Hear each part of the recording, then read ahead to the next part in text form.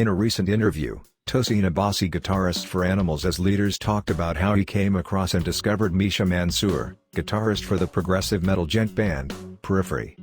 This is what he said.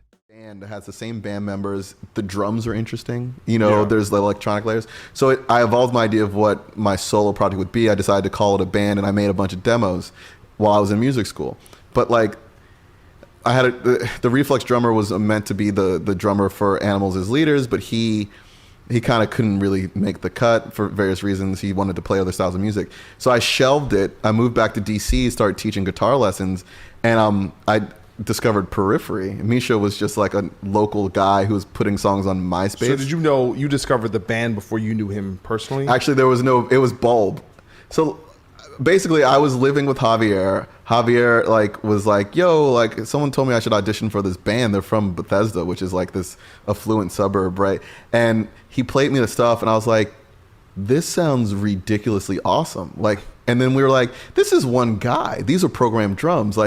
These are pirated plugins, and it sounds like freaking a $100,000 record that you spent that on the budget, right? So we were we have to find this person. So he basically was auditioning for Periphery, and I made myself go to Misha's house, and that's how I met Misha, and Misha had already known of me. So then it was just we were just guitar buddies. He had a Petrucci 7-string. I'm like, wow, that's cool. Like a mutual admiration society. Yeah, it's another local guy who plays extended range guitar.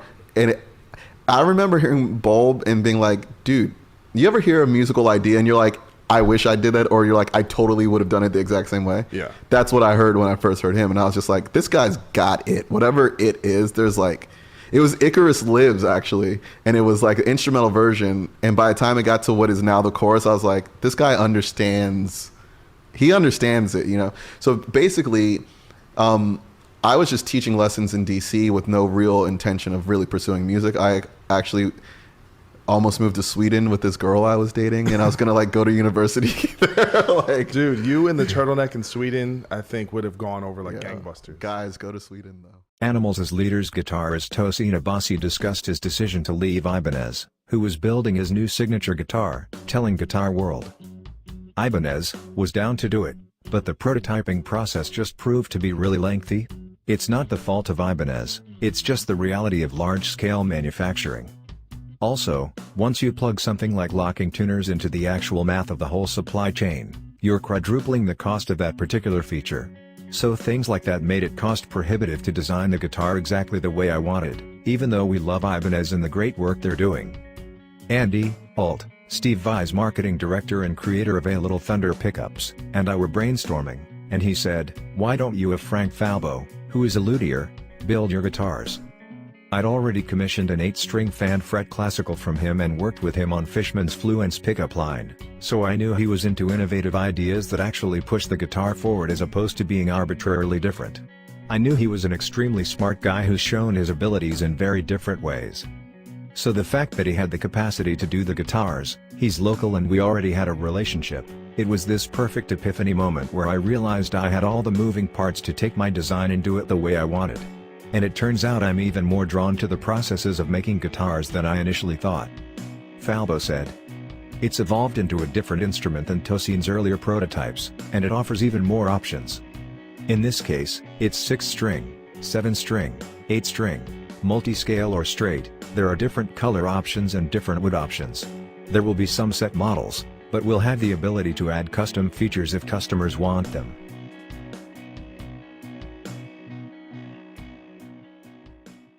Animals as Leaders guitar duo, Tosin Abasi and Javier Reyes, tackled a few interesting topics in one of the Rolling Stones' Young Guns series, one of them being the impact of grunge music. The good-natured Reyes held back from bashing the genre, but couldn't avoid noting that during the grunge explosion, he hated everything about it. He said, when Nirvana and Soundgarden came out, I was probably the only kid I knew that was bummed out, he said with a laugh. That music killed guitar playing. I remember watching music videos with Rudolf Schenker from the Scorpions or Angus Young from AC/DC just going nuts and thinking that was the coolest stuff in the world. But then Kurt Cobain came out, and all that stuff was over. The only bands that were still doing solos were Pantera and Dream Theater. so that's what I gravitated to. On the other hand, Abasi had no problem with the grunge movement and even cites its representatives as early-day role models. He said, "I was really into Nirvana when I first started playing," he said, "but I had an older brother who played drums, and he got really into those modern drummer instructional videos, and most of those drummers played in bands with really awesome guitar players like John Petrucci of Dream Theater. And that's kind of how I started to change my playing style." Discussing music beyond the guitar-driven domain, Reyes shared an interesting notion that metal isn't the kind of music one would listen when going out. "We're fans of all sorts of music, particularly pop and dance music. When you're going out to the clubs, you don't really go out to listen to metal." As an early teenager, Abasi developed his interest in guitar-oriented music by listening to bands such as the Smashing Pumpkins, Nirvana, and Incubus. That stuff was definitely cool and dynamic. Even though they had vocals, the guitars were in the forefront. The focus of the band's sounds came from what the guitarist was doing. Next, Abasi fell under the spell of virtuosos like Yngwie Malmsteen, Greg Howe and John Petrucci. "Those guys really made a big impression on me," he says. "They just seemed to cover it all at once: composition, melody, sound, and just total creativity and mastery of the instrument. Listening to them gave me a lot to work toward. And wouldn't you know it, Malmsteen, Howe and Petrucci are all represented as Abasi runs down his choices for 10 essential guitar albums. We first start off with Steve Vai's Passion in Warfare." He said, "I bought it on a cassette tape. It was the first instrumental guitar-driven album I ever got. I just remember digging the riffs as much as the leads. Steve did a phenomenal job as an overall composer. These are complete songs, not just monster guitar chop exercises. The use of effects is fantastic. Steve put all of these cool vocal samples and weird bits of dialogue on the record. All around, it's a pretty immersive listening experience, very broad and imaginative." Yngwie Malmsteen, the Yngwie Malmsteen Collection. "Absolutely incredible. Beyond his neoclassical playing is the sort of Hendrix stuff he would do. When he gets bluesy, he's just burning. He's been a huge influence on me. One of the best ever. I never scalloped one of my guitar necks, but I think I might get into it on a newer guitar. No joke. I played one the other day and liked it, so I'm going to experiment. Maybe I'll play some Yngwie on it." Greg Howe, Introspection. Greg is unbelievable, and this album is just phenomenal. Beyond the chops and his incredible legato phrasing, there's some really great songs with choruses. It's instrumental, but there are moments where the music returns to a spot and you go, "Oh, that's the chorus, for sure." Greg is a brilliant melodic shredder. I think he stands apart from a lot of guys because of his melodicism, but he doesn't sacrifice his chops at all. He's a huge one for me. Dream Theater, Awake. Dream Theater covers so many styles of music, so it's easy to get lost in everything they're capable of doing. They can compose really wild progressive metal, but they can also work in parts that sound like Pink Floyd of the Beatles. So much musical depth. And, of course, you've got John Petrucci. Talk about a well-rounded player. Whether it's his riffs or his solos, or even just little licks here and there, everything he does is memorable. Scenes from a Memory is a really great album, but I think Awake is my favorite. I think I might have listened to this one the most. Guthrie Govan, Erotic Cakes. Guthrie is a super cool dude, and he just might be the perfect electric guitar player. Everything he does, I just go, right. Why would you want to do anything else? What an album. The songs are memorable, melodic and catchy. The chops are outlandish, there's odd metered stuff and cool tapping. Put all that together, captivating compositions and flat-out astounding guitar work, and you've got something massive. Alan Holdsworth, Secrets. Any Alan Holdsworth record is great, but Secrets is essential listening. It's hard to describe what he does, in a way. It's something you have to experience to fully understand. I was aware of Alan before I heard this record. I saw him talked about in a lot of places, but when I put on Secrets, that's when I was like, okay, I get it. Songs like City Nights are so beautifully unique and expressive. I'd call Alan Holdsworth a blessing to the world of music. Jimmy Herring, Lifeboat. Jimmy Herring is an amazing player.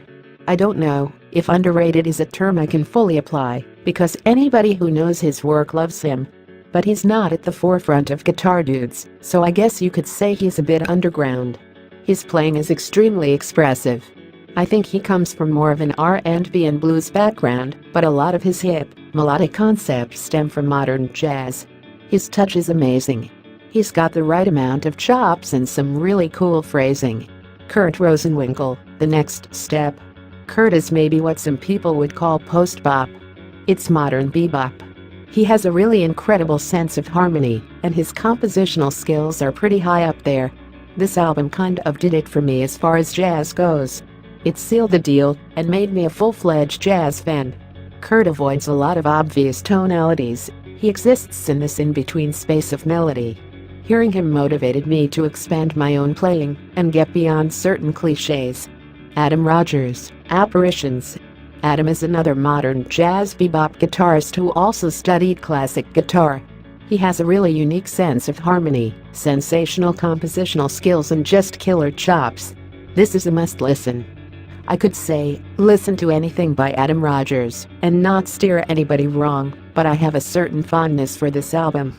Check it out, and then seek out everything else with his name on it. Jonathan Kreisberg, Shadowless.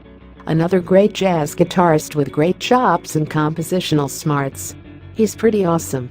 He'll make any guitarist think twice about what they're doing, unless they're already aware of him.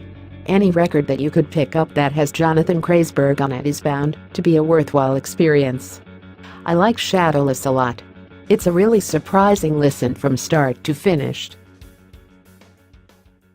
In this video we will be talking about some of Tosin Abasi's favorite guitar pedals used for live rig, but also for writing and recording new music. We will first start off with the Friedman BEOD. This pedal is a great overdrive pedal which Tosin uses to get a great punchy distorted sound. He normally lowers the gain down on this pedal as his 8-string guitar peaks into bass territory, which gives him access to perform great thumping technique when performing songs like The Midsection from the Woven Web and other songs like Arithmophobia. Another pedal that Tosin really likes is the Boomerang 3-phrase sampler. This pedal is a must-have if you're into looping guitar lines and using it to help write melodies in your songwriting process. But it's also very useful if you want to loop guitar lines on stage and improv with band members, which Tosin does frequently with animals as leaders. Another great effects pedal that Tosin is very fond of is the Bonner Harlow Boost. This pedal is a collaboration between Bonner Harlow and Rupert Neve. He mainly uses this for boosting his clean tones, but when used it sounds like your amp has gotten louder and the overall sound has expanded in size. This easily could be one of the best boost pedals on the market. The Strymon Big Sky could easily be his and many other people's favorite effects pedal. As quoted in interviews, he has said, "This is probably my favorite part of having these pedals. The Strymon stuff is just gorgeous." Tosin would be using this for heavy reverb and even layering atmospheric background for live shows, but there are loads of experimental ambient effects that you can get out of this pedal. The Precision Drive by Horizon Devices is another great pedal that Tosin uses all the time when playing on stage. Designed by Misha Mansoor, guitarist from Periphery, this pedal focuses on what you're playing, trims some of the low end, gives you a much more large and slicey sound, but also gives you much more pick attack in your playing. This is a great pedal for adding more definition to your distorted sound, especially when you need to play heavy riffs and solos. This is something Tosin would use frequently when playing on stage to create a great punchy, djent tone. Overall, these pedals deliver what animals as leaders are most well known for, and what Tosin Abasi would need when performing with the band. What do you think of this short list? Tell us your thoughts down below in the comments section. Thanks for watching.